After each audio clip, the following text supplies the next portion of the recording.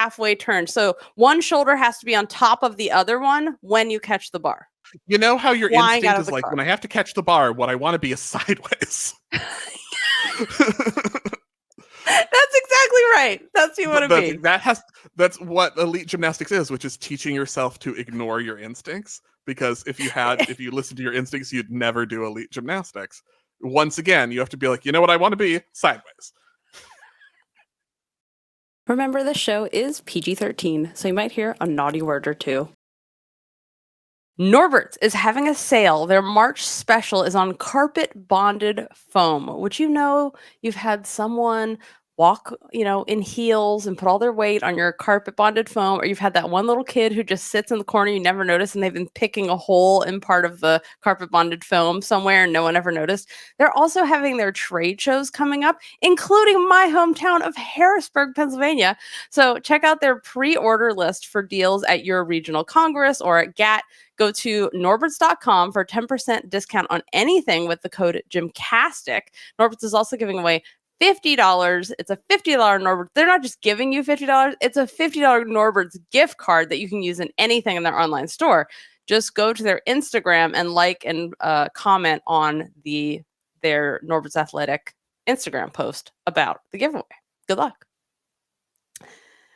Only 2 World Cups left until we have the Paris Apparatus Olympians. Andrade might be bringing back the Amanar. Simone's GOATour seems to be back. Gabby Douglas news. We have more Gabby Douglas news. And does the order of competition matter? We got the Paris draw, and we have a definitive answer from the last 2 years of Worlds. It's March 4th, and welcome to the #1 gymnastics podcast in the galaxy. I'm Jessica, and I'm here with Spencer from the Balance Beam Situation, where you can find the schedules for everything, the most important, hilarious gifts of the week, and everything you want to find, scores, links, how to watch, is at Balance Beam Situation. This week's College and Cocktails this is where we pick a meet, we watch together, and we discuss as a family, and we answer your letters, and this week's going to be letter heavy. So many letters we didn't get to, so we're answering so many letters. There's 32 pages of them, and we're going to try to get to them at least and we will get to maybe 3, like usual, because we're too busy talking about how to pick a watermelon, the important information that you get on College and Cocktails. Yeah. This week on College and Cocktails, we also established if we had to pick 3-up, 3-count team of gymnasts to survive a zombie apocalypse or fight each other to the death, who would we choose? And I chose Tabitha Yim on one of mine because I feel like Jessica was immediately disqualified for fielding an ineligible athlete. Yeah, but she would outsmart everyone in some way. I'm sure of it, and wouldn't even need to fight. Anywho, you guys, so this week, if you enjoy that kind of thing, join us. 7 p.m. Pacific, we are watching the quad meet that's Alabama, Minnesota, Beam Queens, Illinois, Beam Queens with Mia Takakawa, and Talladega all competing together. So I'm super excited for this meet. Friday, 7 p.m. Pacific. Watch, bring your questions, discuss. I'm going to wait. There's one more exciting thing we have, but I'm leaving it for later. So don't let me forget. We have an enthusiasm meter this week. So let's start with the elite news. Yes. So even though I live under a rock, even me heard some Gabby Douglas news that she's not at WOGA anymore. So what can you tell me? What can you tell me about this? So this is what happened. So Scott Bregman, we got a little tip at Winter Cup that something was going on. And so Scott Bregman ran it down like he does, like a good reporter does. And he found out that Gabby Douglas had left WOGA and had it confirmed by Anna Lukin. So the Olympic Channel reported on this. And then many things could happen in a very short period of time. So we've also heard reports that now Gabby is back at WOGA. Of course, we have also heard reports that Gabby has left and tried other gyms a couple times and then gone back to WOGA. So, Gabby needs to do what she needs to do. It's her life. Developing situation. We'll see what happens. And Gabby, best of luck to Gabby. And we hope she just finds the perfect, happiest solution for her and loves gymnastics and everything is good. And that's the most important thing. Yeah. So we'll keep you abreast of any updates on Gabby Watch 2024. Speaking of gymnasts who competed in 2016. Oh no, what a great intro to this story. Speaking of what? Andrade Yes. competed in 2016 in Rio. Correct. Yes. Correct. Okay, the Brazilian Federation put out a little Mhm. video like they like to do. They're a great media team. And they have a video of some of the new talent and also Andrade doing her Amanar again. Mhm. And it's good. so good. You guys. And I wouldn't say she's doing it. It's not a hard landing. It looks like it's a little above a competition level height mat, but on like a resi probably. So very soft, but perfect. But like she looked ready. Like she could do that safely and land and score well on a hard normal on a competition landing. Yes. If she were doing that vault. She hits the surface and she hits the surface at the top of the vault, straight up in the air. Repulsion, straight up in the air. Forward, backwards, nothing, just straight up. It's textbook, you guys. My God, it's so beautiful. Also, when I went to camp, I talked about Simone not doing her double pike the first day, doing an Amanar and her chung. But Simone is still doing her double pike. So do not be fooled that gotta keep a little mystery, keep the options open. Yeah. Keep all of the repertoire available. Because we also found out Andrade's Amanar looked really good. Yeah.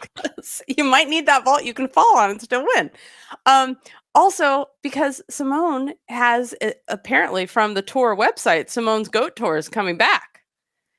Good. And so far on it is Simone, Shy, Melanie again, and then there's a man on there. What? I know. GOATour. Now with men. So Fred Richard is on there. Oh, well, that's okay. We all allow that. Fred's allowed. What is very impressive about this is that, no one wanted to have anything to do with USAG, who did the tour for years, and they obviously had gymnasts confirm, oh, you're going to do the tour with us, right? Before they actually got selected for an Olympic team, which was a total conflict of interest and inappropriate.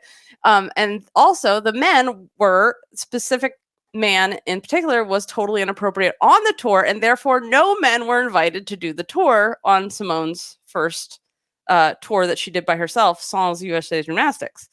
So I think it is a very good sign that the men's team have taken a good look at themselves, self-regulated amongst the team, that Simone is deigning to have men give them this opportunity again. They have earned it. I mean, obviously their gymnastics is great, right? But that they have earned it as a team with their behavior says a lot for the men's team. So that's really excellent. And I'm really stoked for them, because who doesn't love to watch men's gymnastics and men on tour, especially in person, you guys? Oh my God, it's so good. So that's happening. Back to Simone, though. Yes. I have a question for you, because we're watching Andrade's Amanar looking all good. Yeah. I'm going to play a game called It's the Olympic Vault Final. And you're Simone Biles. Okay. Let's say Andrade is doing her chung, and it's Andrade's chung, and she's doing the Amanar, and she's hitting it well. Yeah. If you are Simone in the vault final, what vaults are you performing? We're assuming the chung is one of them. What's your Yurchenko vault? The chung is gonna be my Yurchenko vault. No, that chung is round off half on. Right. I'm saying you're definitely doing that. What's your regular Yurchenko entry? Yeah, then I'm doing a double pike. Okay, you're doing the double pike is what I'm saying. Because you can get a whatever, you can fall and still get a 14.5 or whatever. What's that vault worth? It's a 6.4, and then with the 5/10 Laurent deduction potentially. Yeah, so you can still get a 15. Right, but she fell on it at the 14.9. world. She fell on it at the World Vault Final, and did not win. So is that saying like, oh, if it's not so consistent, is it worth the risk? Do you think if Simone and Andrade both do Chung Amanar, is Andrade the favorite? Andrade wins. I agree. Yeah, that's why. If Simone wants to win, So she has to do the double pike. Yeah. Because has if to she go for the lands risk. it, the risk The is worth it. difficulty, yeah.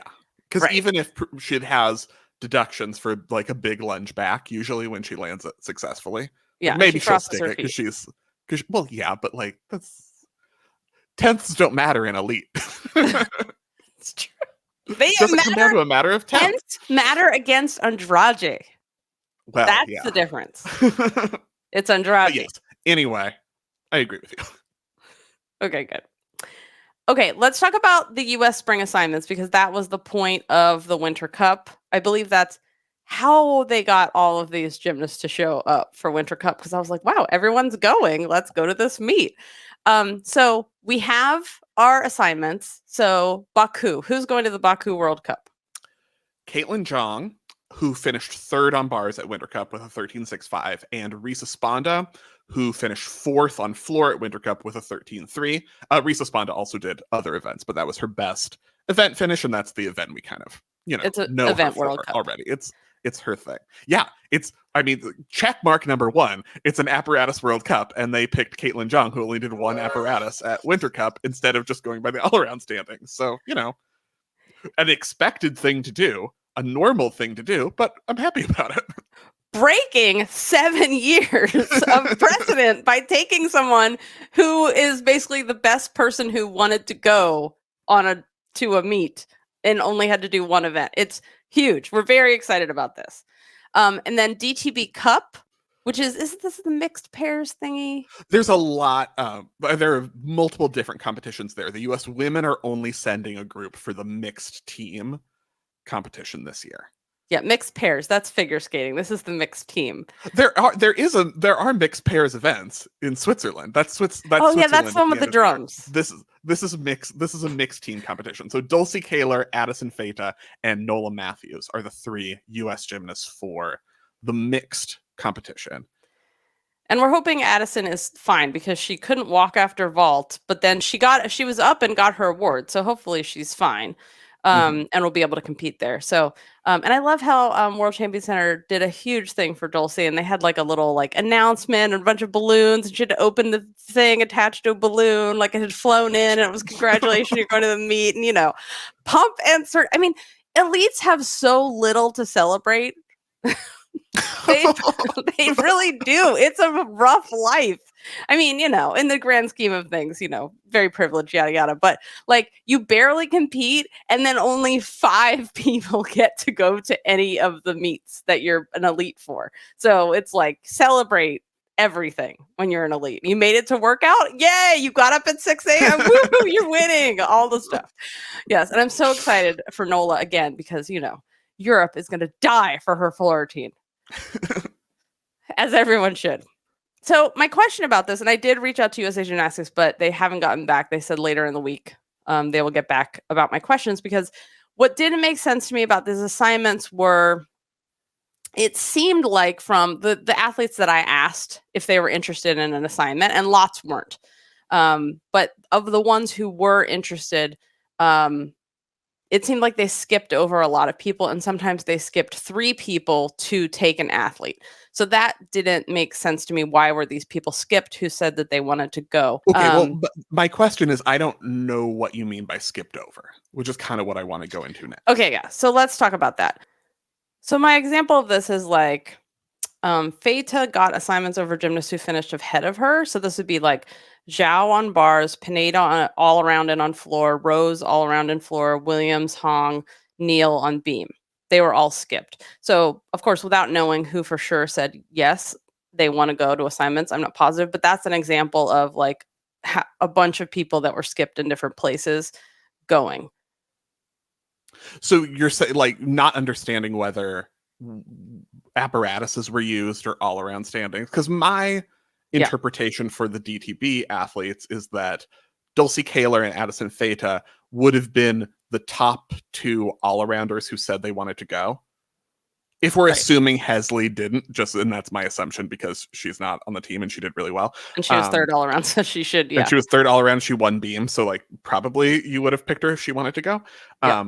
So then Dulcie Kaler and Addison Feta were next in the all around, and then they went with Nola because she added the most to the 2-count format in a team score. That's me going, that's what my reasoning, which would be very encouraging to me, because you're adding a member of the team because of how much they add to a team score. So that's like, Especially of course, in that's bars, where I go, and that's my assumption, because Dulcie Kaler missed on floor at Winter Cup. So then Nola's floor score is the thing that adds the most to the team total.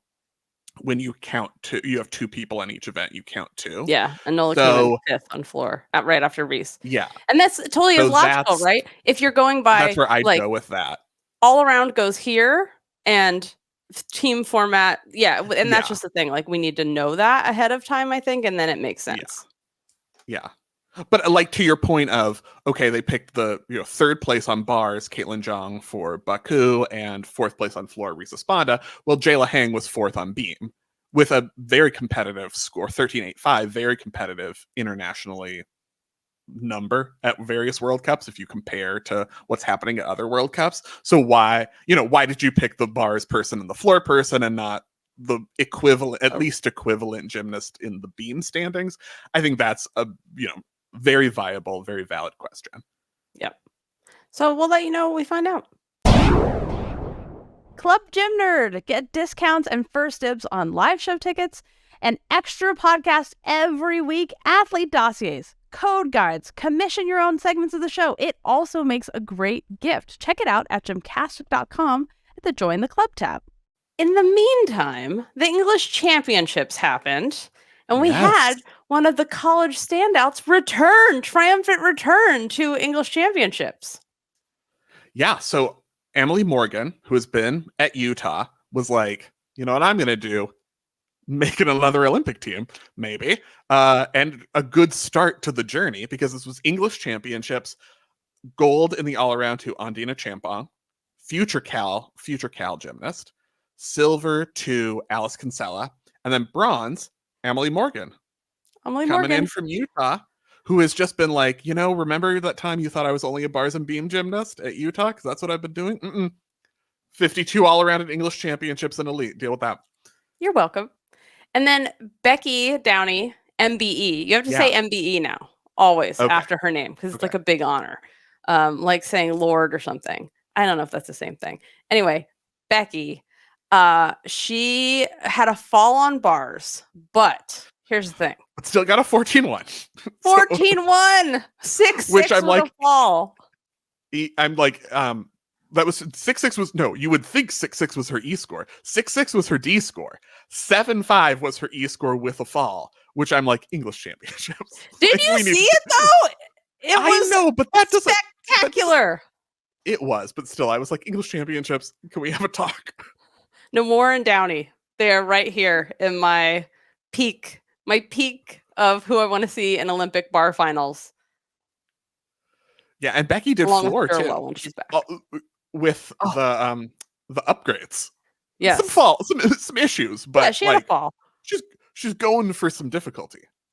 Yeah, and her floor, I mean, it looked so easy for her. I mean, the only reason she fell on her double Arabian is she literally opened up early like she was going to stick it. Like, it's just, getting back. But I really liked her floor routine. It's like quiet, elegant, mature. Yeah, so we love rooting for the underdogs, you guys. Come on.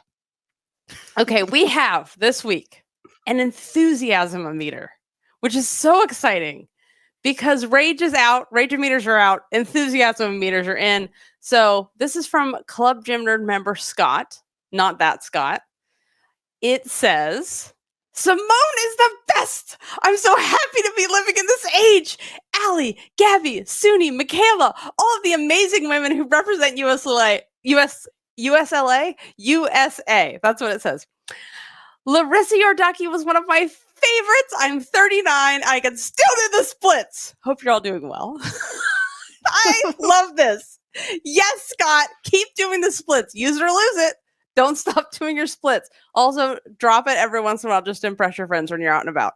If you would also like to submit a rage or enthusiasm meter, you can do so at gymcastic.com, join the club tab, and join at the, I don't know what it is, gold level, I think, silver level, world champion level. I can never remember, but it's very exciting and it has a cool graphic. Okay, we had a bunch of people ask about this because I'm behind the scenes, or was it the regular show? I said that I had signed up for this like class action and found this like website where you can just search for all the class actions that you're eligible for and have, the law firm do it for you. So you can just wait for your check to show up. So everyone was asking about this, and people said this should be a service of Club Gym Nerd. So I was talking about the CVS and 23andMe, but man, if you use Temu, you guys, Temu, I installed that thing for like 20 seconds and I was like, this is spyware, immediately got rid of it. And turns out I was right because there's a class action against Temu too. So the website I used was Lantern, lantern.labaton, Labaton.com. So you can search any old thing, or you can just, whatever. There's many ways to search. You can just be like, I shop at Target a lot. Is there a class action? It turns out there's a million class actions against everybody. So you'll probably qualify for one. So enjoy. I hope you get money. Our live show virtual pass. What are we doing? What has the show become? This is a public service announcement. Like the fact that the people want it, Spencer. I'm giving the people what they want. That's what we're here for. You only pay for the price of 3 live shows, but you get a virtual ticket for 4. 4 for the price of 3, Spencer. That is on sale now for our live shows. 4 live shows for the price of 3 virtual tickets. It's only for Club Gym Nerd members. Our first show is at NCAA Championships, April 19th. Venue is secured, our normal place, the theater. So we'll see you there. Also, we have a new Fantasy Gymnastics YouTube show. There wasn't one last week because we were very busy with things, but it will be happening this week. So if you want to know who the steals are, who to get, you're playing the fantasy because we have a fantasy league. Check it out, gymcastic.com, and watch the show to see who's a really good deal. What it would have cost you to get a 10 last week. And there's a new update coming. There's a new software update, which means now like picking your teams will be easier to see who's where. It's one of the things we've been waiting for. So thank you guys so much also for sharing your favorite moments on the show, on the social. We love those. We love sharing those. So thank you so much for doing that. Let us discuss the Apparatus World Cups, the halftime check-in. Does halftime warrant that sound effect? Yes, that's a halftime sound. So we had... Sorry, I'm so sorry. I didn't know that's called halftime sound. So many things. So we had 2 events down out of the 4. So we've had Cairo in that amazing, with the glowing eyes arena. If you talk one more time about that arena. Then we had Cottbus in Germany. So we have 2 to go. Stories to tell about Germany? Germany. It's great. They have die Sendung mit der Maus. That's all you need to know about Germany. It's yes. Pretzels, Bier her. It's wonderful. Baku this weekend. Azerbaijan. Back to Azerbaijan. Baku is happening. And then we have Doha in mid-April. That's the one that's happening during NCAA Championships, which is very important because the NCAA gymnasts can't do it if their team makes it. So after Baku, we'll know what everybody needs because it's best 3 out of 4.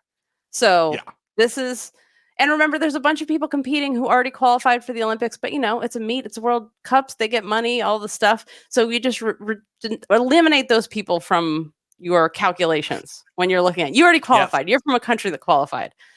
Also, I want to mention that the Elevian app, which has the results books from these meets and videos from these meets, and you can stream.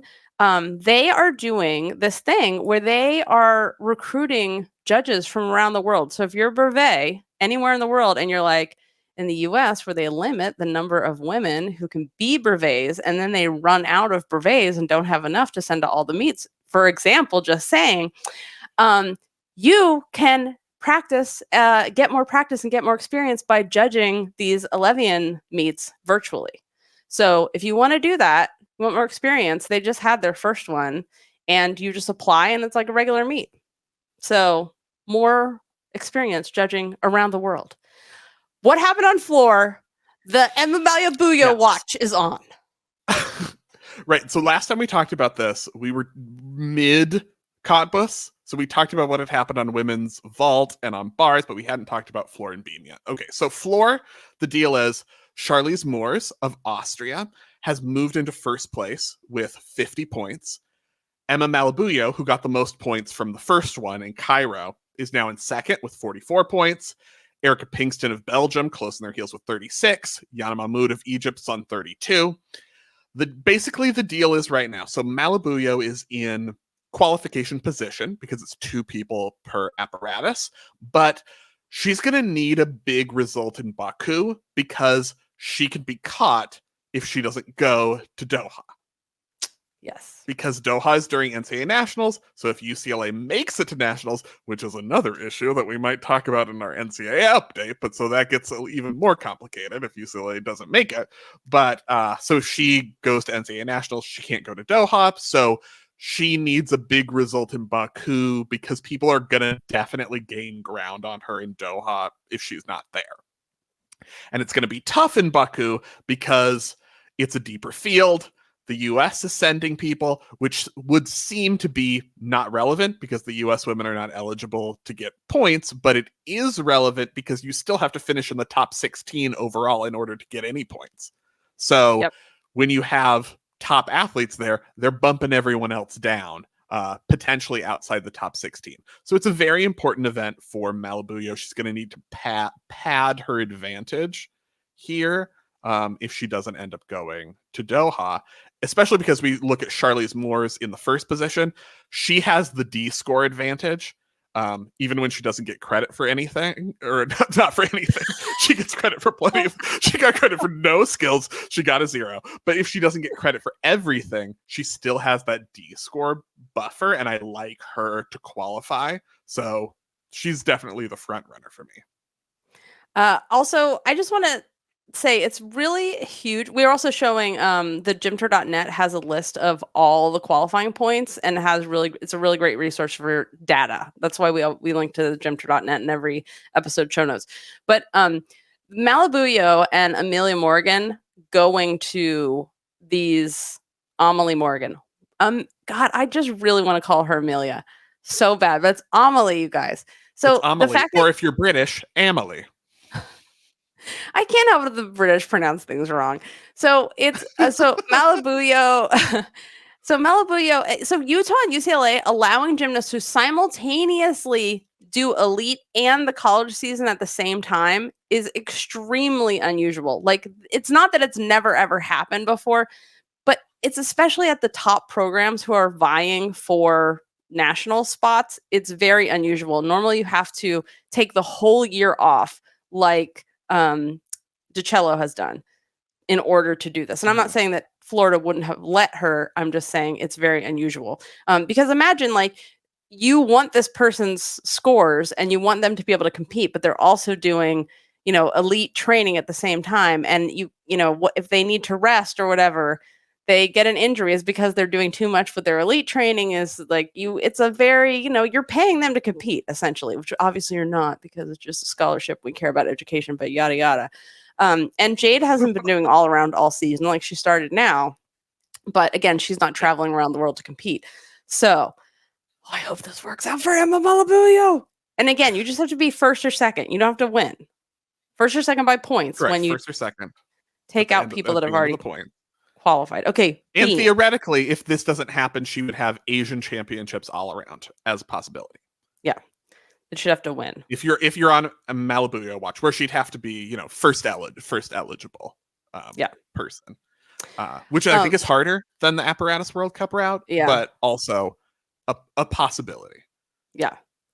I want to talk about beam because we have Belgian and Olympic champion on bars, Nina Derwael, who is competing. Beam is her route after her shoulder injury. So she's been, doing okay so far. Yeah, she has maximum points so far on beam. So she's looking good for qualification. Yeah. She might make it. She's looking. I mean, she needs one. She needs one more result in the next 2 competitions, but she's looking very good. It's more predictable than you usually expect Beam to be.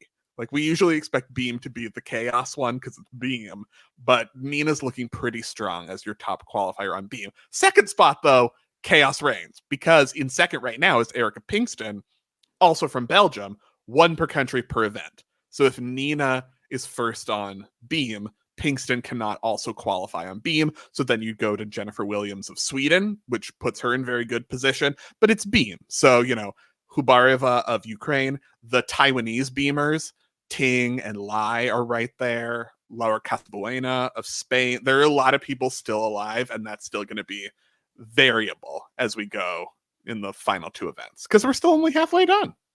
Yes. Oh my God, Jennifer Williams, Sweden. Oh my God, I love her. Okay, bars. So as we talked about, Georgia Rose Brown, now of New Zealand, remains in first place, top qualification position. Nadli Vestlund, also of Sweden. Sweden, in terms of strategy, Sweden's like, you know what the deal was? Apparatus World Cups the whole time. They've got a bunch of people in contention. They're like, we're going to get all the Olympians because we figured out the system. Everybody, look at us. And then we talked about Sitovets of Belarus, who is allowed to compete at FIG meets as a neutral athlete because she got cleared through the system. But, Belarus would still have to be able to compete at the Olympics. So it's a whole thing. Levi Jungruivivar, competing for the Philippines, is in 6th right now. 13 points out of 2nd place, which is not that many, but she'd have to get a big result at some point in the next 2 competitions. Also, what a fun way to spend your senior year. I'm just traveling around the world at gymnastics meets. Good time. Although she might have graduated already. I'm not sure. Because that Stanford what a thing great is. way to spend your gap year. Yeah, anyway, leave the United States. That's my favorite way to spend my time in general.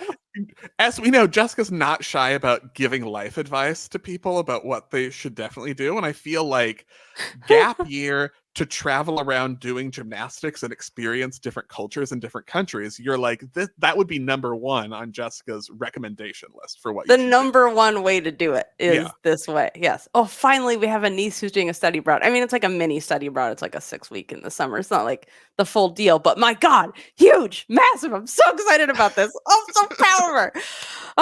Anywho, you guys. Okay, where were we? Vault? Studying abroad on vault. Let's do it. I was going to talk about vault, but you said you had something about Kaylia Namor that you wanted to talk about. No, I don't. Sorry, I forgot to take that out. Little behind the scenes look here about what happens. Yeah, but she competed and it was like glorious. And my God, this is why I'm telling them about the bars finals, Olympic bars finals. Namor, Becky Downie, Derwael, Suni, Gabby Douglas, maybe. Okay, my one request on that note. What? My one request, not to you. Oh, okay. To the Women's Technical Committee. I'm not mad at you about this. My request to the Women's Technical Committee is that I would like public, very specific, like I want Donatella to make a video. This is what we're looking for on Tkachev half turns. We have it. All the but do I have it? Well, I mean, Flip Fly Tumble made it, and she's a brevet judge, and everything she says is right. So this is the thing. So when you cross, it's not enough to cross your arms. Your shoulders have to be at least halfway turned. So one shoulder has to be on top of the other one when you catch the bar. Does that help? So think of a line. She did a little video. It's a line across your shoulders, and they have to be booped one on top of the other. Like you're steering a steering wheel, and you are turning with it. You know how your instinct is like, when I have to catch the bar, what I want to be is sideways. That's exactly right. That's what you want to be. That's what elite gymnastics is, which is teaching yourself to ignore your instincts. Because if you listen to your instincts, you'd never do elite gymnastics. Once again, you have to be like, you know what I want to be? Sideways. Truer words have never been spoken, Spencer. Oh. All right, so on vault, on the matter of vault, An Chang-ok, North Korea, Also maximum points so far, 60 points from 2 events. And Valentina Georgieva of Bulgaria, second place behind on both both meets so far. They are heavy front runners at this point to get those 2 spots. It's up to them and their performances. It's very difficult for anyone else, including Chuso, at this point to catch them. It's still only halfway. Things can still happen. It's not over, but they are very much in front-running positions. You know, it was a little bit upsetting to see that. This is my interpretation from the Instagram translation, which I know machine translation is not the same as a human being. But Chuso posted a thing on Instagram essentially saying, you know, I'm not taking spots from the youngsters. The youngsters are doing great. I'm just competing. And I feel like that is the kind of thing. I remember when Shari Knight Hunter came back after being an elite and then a great college athlete. She's the one that does that crazy ass reverse plan with movie stunts too. And movie stunts. Don't leave out movie stunts. She did that reverse plunge on the end of beam in college. It was like amazing. Anyway. And, she came back and did elite and people were like, why are you doing this? You already had your shot. You're taking away spots from other kids who deserve a chance. And they're like, it's a competition. Whoever can compete. This is the same argument with like, well, Gabby and Simone have already been to an Olympics, so let someone else go. Like, this isn't participation trophy like peewee baseball nonsense. This is real Olympic competition. You want the best people. So I mean, again, that's my interpretation from a machine translation of what you posted. But I was like, damn, Chuso, live your life. Who's hating on Chuso? The hell's wrong with you? Anyway. Oh, did we already talk about the guy that went to the World Cup and got the skill named after him, the double layout off P-bars? Yes. Okay, good. You guys, he got up. I just want to mention again, he got up, did 2 skills. Because it might have been on behind the scenes. I can't remember. So did a double layout. Like, that's it. Like, he did exactly what we've been asking for people to do, which is why we're like, Suni, go to a World Cup. There's more coming up. You can go in April. Apparently, she can't go to a World Cup because they won't send her, Jessica. She tried. If she hits her bar routine, she will go. So, she could, even if she falls, like get up and do it again, like that guy from New Zealand did when he had to do his skill 3 times and was so tired in 2017, the crowd was going crazy. And you know, the worst thing about that is I can never remember his name or the skill, which is awful, you guys. But this is the thing. I'm going to write it on the whiteboard because it's Kudinov, and how you remember it is it's a pagan and a little more. Okay. Thank you, Spencer, for always being my brain. Being my remembering brain. All right, we have a little sexy data, which we haven't had the sexy data in a long time since Uncle Tim went and like, you know, decided to have kids and like, you know, have a big boy job and all of that stuff, you know. It'll ruin your gymnastics fantasy life, you guys. I'm telling you. No, he does all our news aggregation still, so he's the best. But he used to do a lot of sexy data for us. And so we just had the Olympic draw.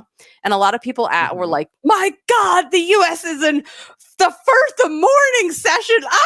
It's the apocalypse. Set everything on fire. Run outside and pull your hair out. Who was doing that? This is, the imaginary Jessica Mind people? Yes. People are very dramatic with their own know the draw. So we wondered... And I especially wondered this because the new FIG robot judge evaluation system, it's not the robot judges that evaluate. It's just a math that I'm calling a robot that evaluates the judges. All math is robots. Mm-hmm. There's a new evaluation system that picks the most consistent judges, and like sitting right behind the judges and watching them judge, I was like, wow, this is super accurate. Like, these judges are always a little high, that judge is always a little low, but exactly the same every routine that we've seen. Like, and that's just my, you know, observation. So obviously the math robot did a better job. So I was like, all right, if this system is really right, because they've already picked the judges for Paris, let's take it to the test. So we have Dr. Brooke, who worked on this for us, because you always, you know, there's a million PhD gym nerds out there who are like, data, raise my hand, I will do it. So thank you so much to Dr. Brooke. So could you give us the breakdown of the results that she found? And this is from the results from 2022 Worlds and 2023 Worlds. So not in Olympics, but the last 2 World Championships for women's. For women, yeah. Basically, the headline finding is that there is no relationship between qualification subdivision and team rank at the end of qualifications and all-around rank at the end of qualifications. Also, no relationship between subdivision and your execution score in the all-around. There appears to be a slight relationship between apparatus started on, but no solid pattern, meaning it doesn't really matter what apparatus you start on or what subdivision or what apparatus and subdivision combined. Further investigation is ongoing. But that's the start. This is very exciting, right? And you look very at exciting. NCAA.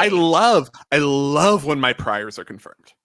I love it makes you feel all warm and fuzzy when the data confirms your priors. Oh, the graphs show that we're showing on the screen. It's a subdivision, what event they started on, and then yeah, I don't know how to interpret these, but they're but you know, if you like to interpret, you can look at these. I was just like, what's the result? You have a PhD? Here, I'll put it in there for Spencer and Uncle Tim. Yeah. What the graphs are telling you here, to summarize, is that there's no, as Dr. Brooks says, there's no real impact of either apparatus or subdivision or apparatus and subdivision together. I expect we will have other, maybe Evan the engineer and other PhD and math folks. Now you're putting some pressure on. Wanting to recreate this. I'm sure there's a name for these. Are these like pivot tables or something? I don't know. But there you go, you guys. The definitive works. We have them. We sure do. Okay. If you don't want to bother with the whole joining Club Gym Nerd thing, you can just give us money. Check out the no strings attached donate button at the bottom of the Join the Club page at gymcastic.com/club. Before we get to college, I want to talk about some gymternet news. Let's go. So, all right, we talked about the GOATour being back. Now with men. 30 stops in the country. So far. Are you this time, are you gonna say you're gonna go with me and then bail at the last minute again? Didn't I go with you last time? No. Oh, I went like the day before, and then I don't want to drive all the way back again to see it. Oh, really? Is that the reason? Because that's not the reason you gave the first time. Was I sick? What happened? I don't remember. Yeah, there was definitely a catastrophic illness that you told me about the first time you made that excuse. Well, I do often have a catastrophic You do often have catastrophic illnesses. That's true. It does happen to me a lot. Also, maybe because I was like in a bunch of crowds over and over because I kept going to that show, and so I probably did get sick. I don't remember. I'm sure it was a valid excuse. Okay. So anyway, this is very exciting that that's happening again, because this tour was like, there was no nationalism, there was no sexualizing weird hetero stuff, this cisgenderishness. It was very inclusive. It was very, oh my God, it was a breath of fresh air, you guys. And it really is like a concert experience. It's not like the old tours where like, how little can we spend? No mats? The gymnasts will land on concrete? Fine, let's do it. Let's do it. It's worth it. I want to talk about Caden Brown. He is the U.S. and also the World Games champion. World Games is basically the Olympics for tumbling and trampoline mini double. What is it called with the two? Double mini. Yeah. See, once Mini you learn double. German, you will It's speak fine. backwards. Once you learn German, you will speak backwards like Yoda for the rest of your life. Okay, so he did, and if you're a visual listener, you can watch along with us. He did a full twisting split leg double layout. Your dream. Full twisting split leg double layout, and then a full twist out of it. And then keeps tumbling it because because it's the sport of tumbling, and then he does another split leg double layout. You guys, and then he does a pike open layout at the end. Now, this is obviously just for fun because, as he explains, this is not a skill that's actually in the code of points in tumbling. Code of points tumbling. You're wrong. Tumbling You're code doing of it points wrong. are being as boring as women's artistic. As artistic. The whole point of you is to be not boring, like artistic. You can do all the weird skills. Oh my God, tumbling. This is another thing. I swear, when tumbling and swinging rings and Paralympics, those are going to be the sports that take over all the other sports because they're so much more exciting to watch. And artistic gymnastics will always survive, because obviously it's the best. A little constant vigilance news. Okay. There is on ITV in England or in the UK, there is a documentary investigating the abuses that happened under British gymnastics.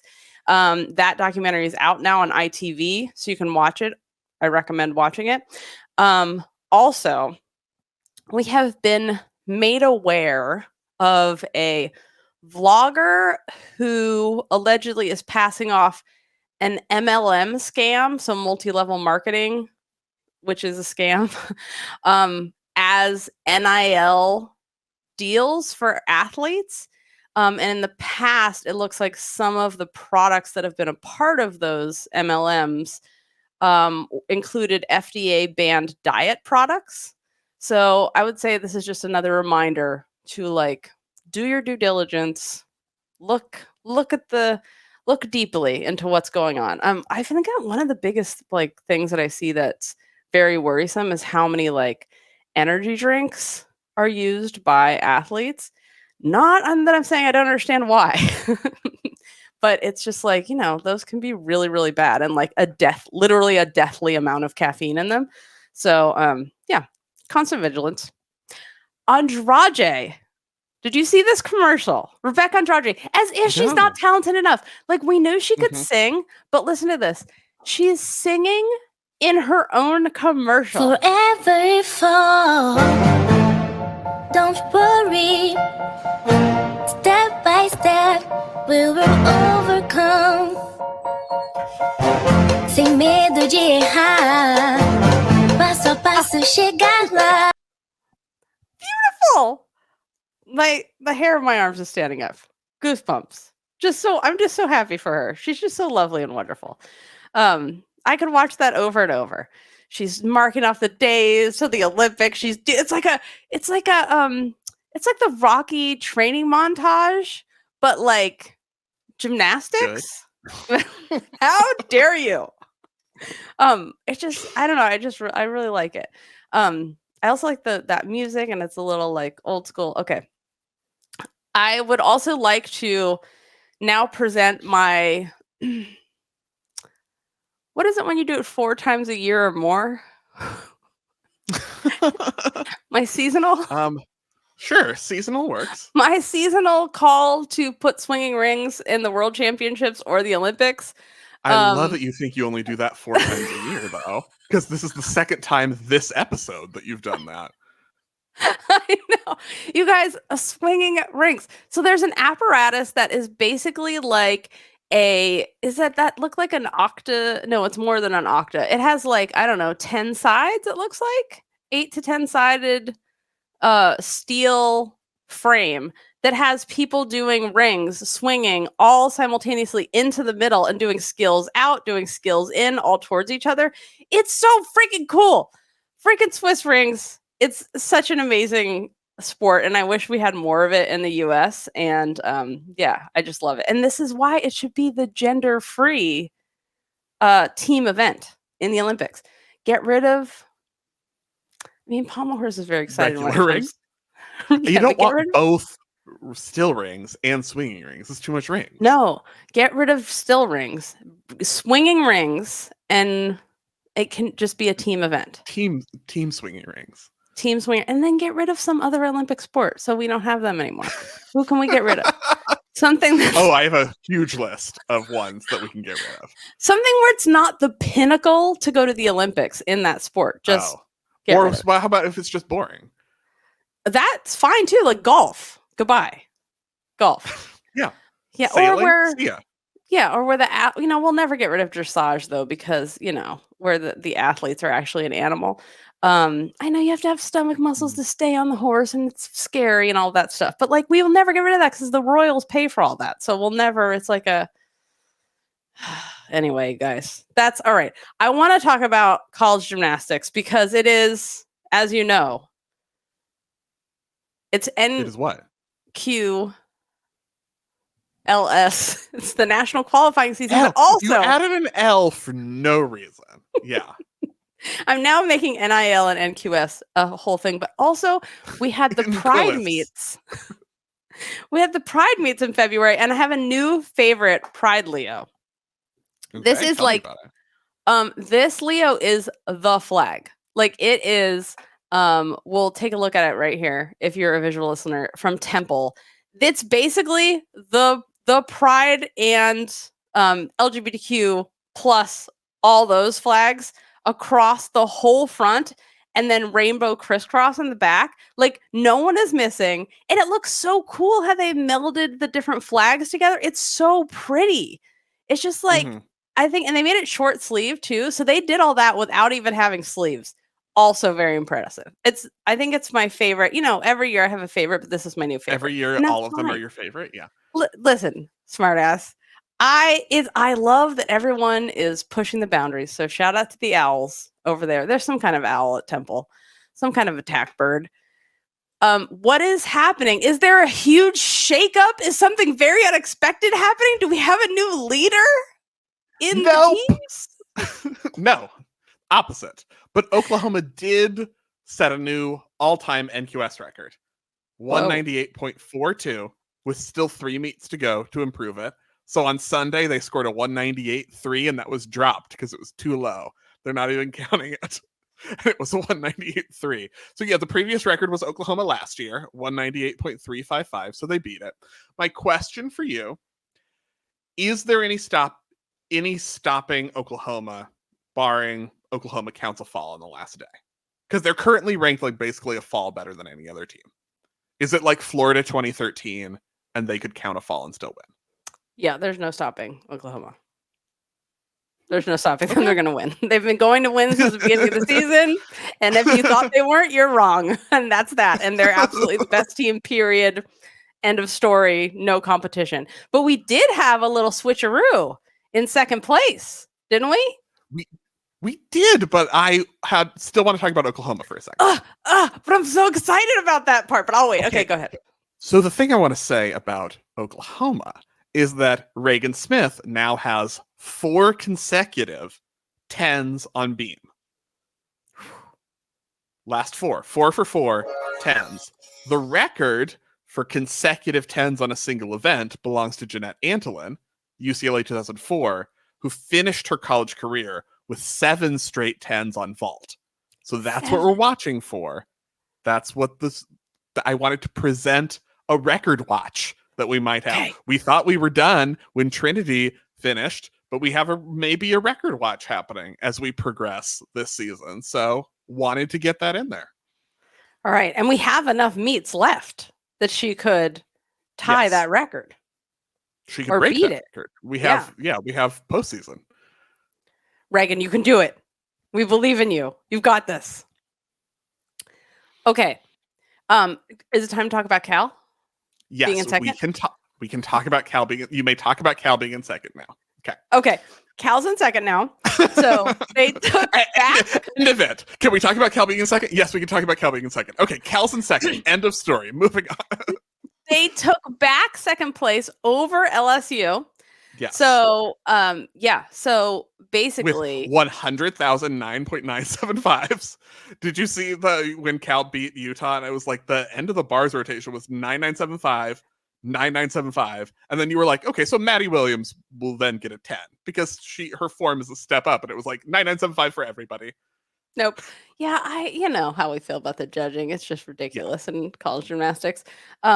But okay, so LSU, they have an NQS thing coming up. LSU will be the favorite, I would say, to retake second this next week. because they still have a low for NCAA this year road score counting of 197.225. They still have that to drop. So they have more room to move up, and they're competing on the road. Well, competing on the road, in quotes, this weekend. It's an away meet in Baton Rouge.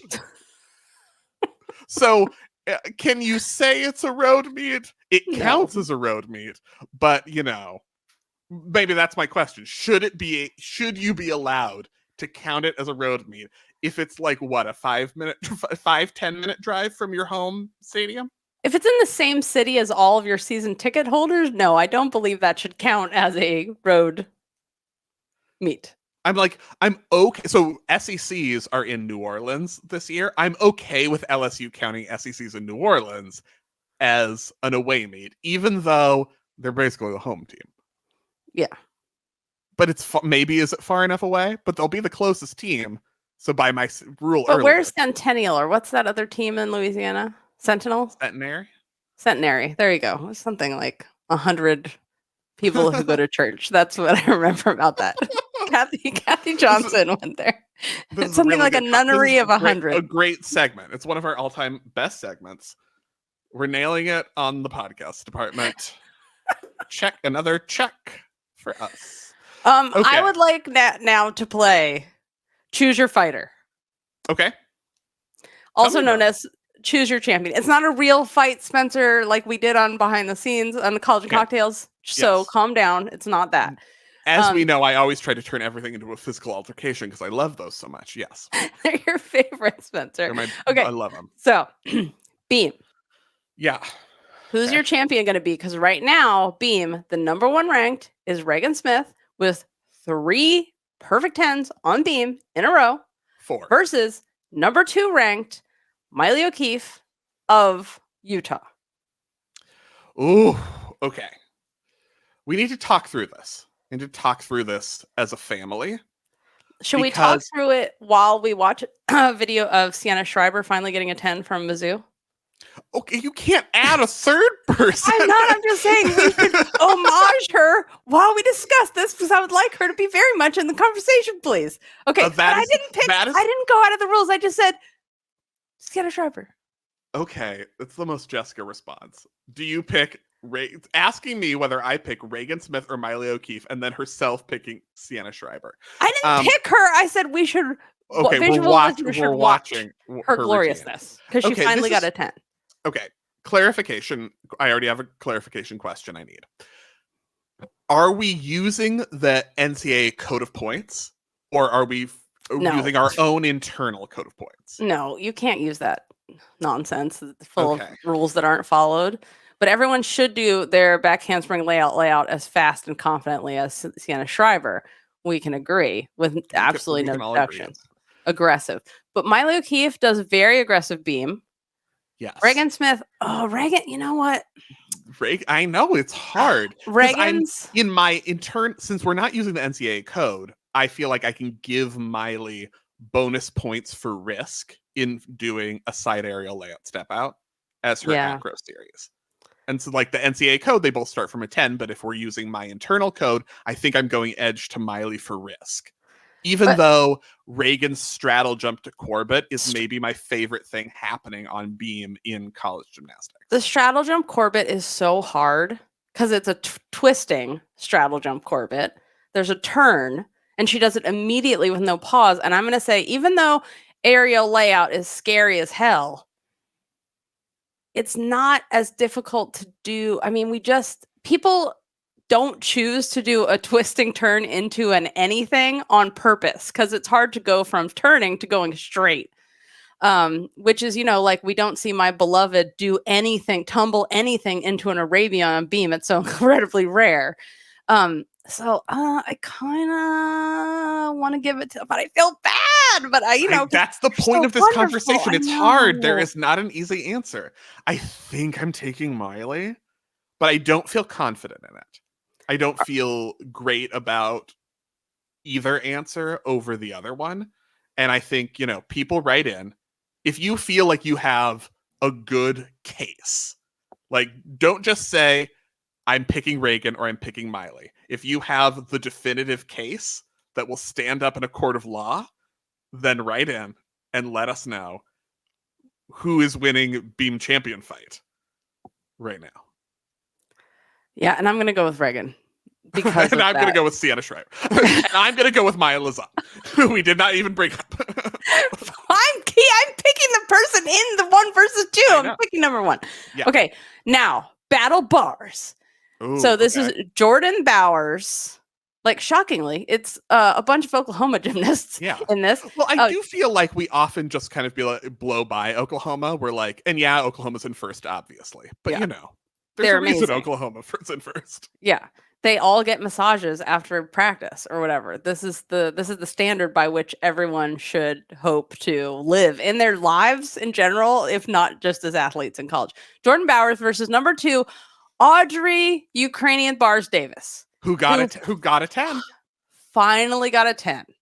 And obviously, you know, this is not an actual 10 because based on the NCAA code, you know, she Cowboys and all of that. But this was one of her best dismounts. Yes. When she got the 10, I think it was one of the closest. And as we know in NCAA gymnastics, what happens in the air stays in the air. They don't take deductions for things in the air. It's not a thing that happens in NCAA gymnastics. So I would just so for the way it's judged, it's a very fair 10 because they don't take deductions in the air. So it's not the most egregious thing we see ignored. Nadia hopped. Come for me. That's your shirt. Nadia hopped. Come for me. Oh, that's a good one. Even Nadia talks about it. Yeah, it she knows she hopped. Yes. Nadia knows. This is why Trinity was like, that's a 10. I'm so insulted. Anywho, okay.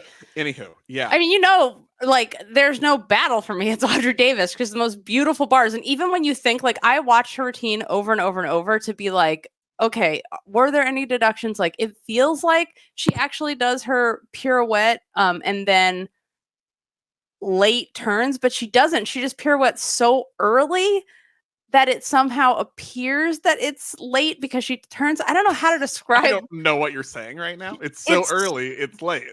She pirouettes right on top of the bar, stops, pauses, takes a final, and then starts her front giants. That's how amazing she is. So yeah, it's Audrey Davis. There's no contest. Like for me, I mean, Jordan Bowers is amazing, but Audrey Davis, like, you know, since she was a little elite, I was like, look at her bars, and I stand by that. Yeah, I'm agreeing with you. Okay, very good. Because of the things we're ignoring, I think it shouldn't be a 10. But of the things we're ignoring, she's the one who makes up for it the best with her other stuff. It's true. So I'm okay with going with Audrey Davis there. Yeah, and I think that's a good way to put it. Like, of all the things that they don't follow in the level 10 code, which is what they're supposed to be using, little like cowboy. there was a thing about this week about remounting after a fall and taking too long, and it should have actually been a 0. There was something about that. Oh, that's right. Somebody Walagora. Oh, Maddie Walagora. Yeah, Walagora.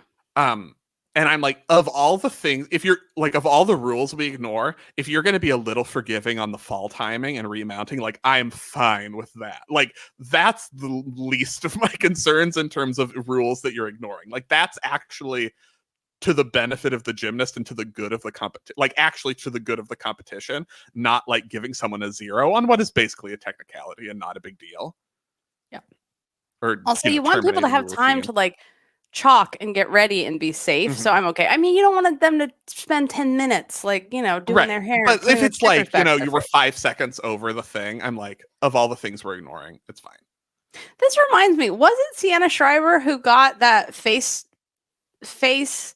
bling injury? Remember it was someone from Mizzou who like had all those sparkles stuck to their face like they do? It wasn't a sticker, but it was like sticker diamonds and like scraped her face on them. Was it her? I don't remember. Oh, that was you guys. The injuries that have come from. Okay, can we talk on that note for a second about what they're doing now, which is like the smush swoop of sparkles by the side of the eye? What is that? I don't get it. I don't know what we're doing. It looks It bad. looks like you were painting and then got some on your face, like you were painting a wall. Oh, And then we're like, maybe it's supposed to be like that.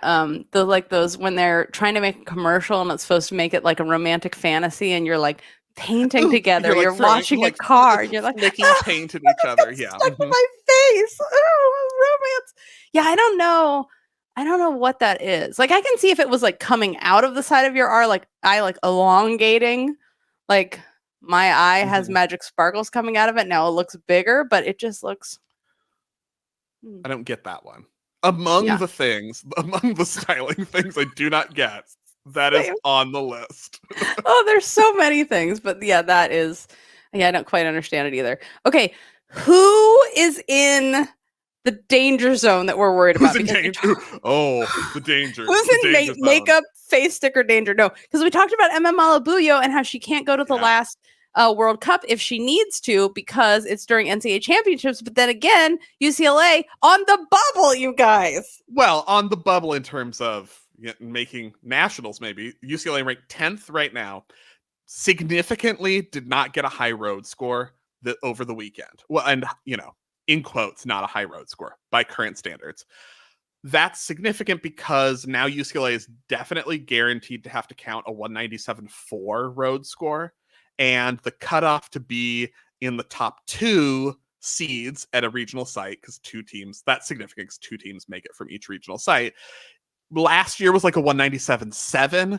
This year it's trending a little higher. So if you're already counting a 197.4, your other scores are going to need to be able to counteract that. So we're starting to talk about you need, a 198 road score to make up for that 197.4. And the needs start getting pretty intense right away.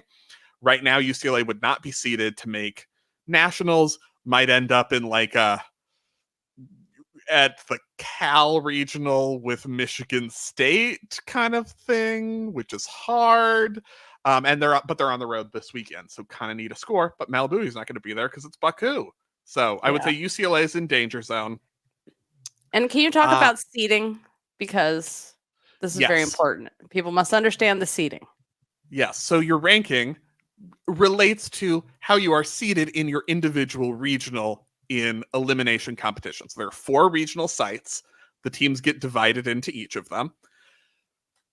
So being top 2 seeded in a regional matters because the top 2 teams go through from each regional. So you want to be top 8 overall heading into the postseason so that you are top 2 in a regional and you don't have to upset a team that has scored better than you during the season in order to make to nationals. Right now, ranked 10th, UCLA would be in a position of having to upset a team that has scored better than them if they want to advance to nationals. It's extremely important because we have seen the worst things ever happen at regionals. Like, regionals is the most important meet. Forget about nationals. Regionals is like cover your eyes, put the covers over your head. Oh my God. Regionals is the most stressful day of the year. I don't know how they do this. Well, it's not a day anymore. It's a week. No, it's a half week. Yeah. Yes. I do like the playoff to get in, whatever they call that, Wednesday meet or whatever, Thursday. But anywho, that's what seeding is and why it's so important.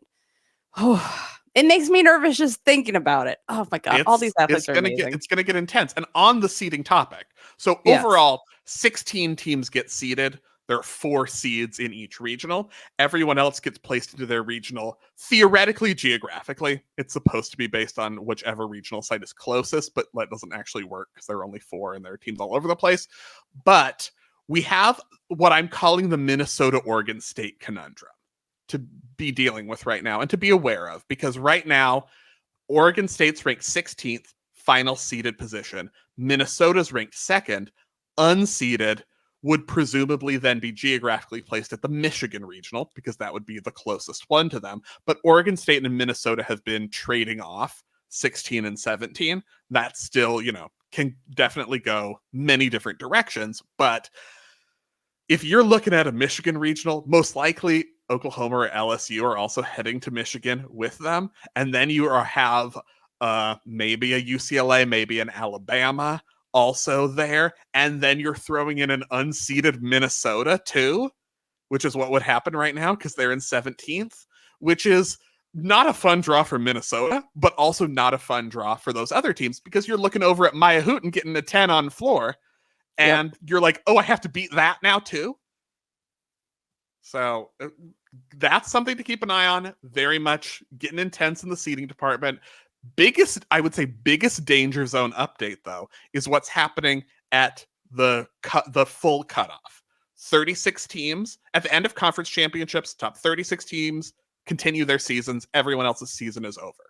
Top 36 go to regionals. Everyone else is eliminated. Rankings right now: 34 Iowa State, 35 Iowa, 36 Maryland. Last 3 spots right on the cusp. Those are 3 major teams we would expect to make it. I mean, Iowa State hasn't made it recently, but like Ashley Miles is there now, and they've been getting really good scores. And did I mention Ashley Miles is the head coach? Ashley Miles, you guys. Yeah, like big differences this year. Like very she's important made an impact.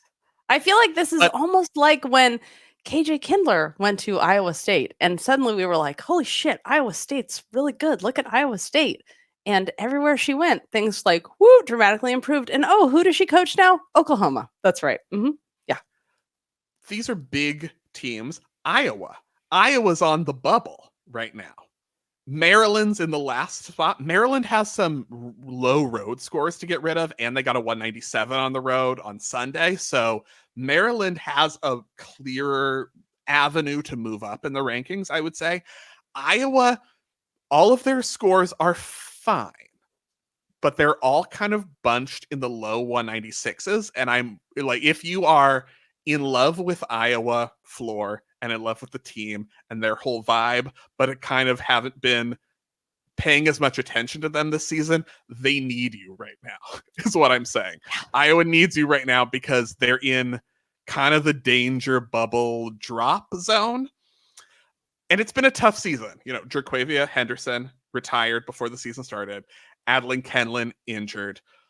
Under the radar loss was Allison Zulke, also out, who has, you know, we've talked about many times the eponymous vault with the front handspring onto the springboard and then a souk, and it's super bizarre and cool. They've all been out. So Iowa has spot amazing routines like Karina Munoz. Everything she does is gold. Ilko Juk is on the team now, and we've loved her being at Long Island before that. They have these amazing routines, but they've really struggled for depth. And so it's getting down to crunch time. Iowa's going to need some scores, and Iowa and Iowa State have a meet against each other, which is big for like local and rivalry things and whatever anyway, but now also big for the rankings because they're 34th and 35th and both need like high 196s out of this meet on Friday. Well, I'm even more nervous now. Thanks a lot. You're welcome. Thanks You're a lot, welcome. Thank you. Spencer. Thank you. Yeah, this is what I'm here that's great. One important piece of feedback that we have time to get to today because it's short enough. We'll get to more feedback on college and cocktails. And if you have feedback for us, gymcastic@gmail.com, or you can always put it in the forum at gymcastic.com. So the social media, not the way to get us. Just so you know, there's too many messages, too much. We try, but so this important letter. Miley O'Keefe is Chuck Norris. Maria says, Miley doesn't work on the beam. The beam works under Miley. Gym nerd for life. So I feel like Maria's picking Miley. Sounds like Maria's picking Miley in the choose your champion fighter beam battle. That's right. Maria, I salute you. That was excellent. There was another extremely important moment that happened this week in college gymnastics from one 2017 world champion. There you go. Morgan Hurd bringing back the double layout back in the floor lineup and scored 995. But, you know, I feel like the judges were also Morgan stands a little bit. And everyone was we're all fine with it. It's Morgan. It's 995. We don't care. It's good. Aya Pilgrim will get a 10 after her now because we already give Morgan a 995. But it's very exciting to see her in the lineup with the double layout. I think it is. As Florida starts to get those scores, move up the rankings, they're in 4th now. That's a routine that's going to be exceptionally important if, you know, we get to a place where judging is like real. they're gonna want like a Morgan Hurd routine, a floor routine, instead of like, just bend your legs into a circle and get a 995 on vault or whatever. Bend your legs in a circle. They banned that. Okay. They did it because it gets a 995 in college gymnastics. I'm sorry. Friday, College and Cocktails, 7 p.m. Pacific, after we watch the Alabama-Minnesota quad meet. Oh my God, I'm so excited to watch. And Illinois and Talladega. Yes. So make sure wherever you listen to podcasts, you have GymCastic set to automatically download. And, you can add College and Cocktails behind the scenes, our exclusives to your favorite podcast player. Instructions to do that in the forum or on any of the behind the scenes College and Cocktails episode show notes as well. So you never have to miss anything. And until next week, please remember to get your virtual live show tickets. And after that, take off on gay, split on rights, make sure you're registered to vote. Thanks for listening.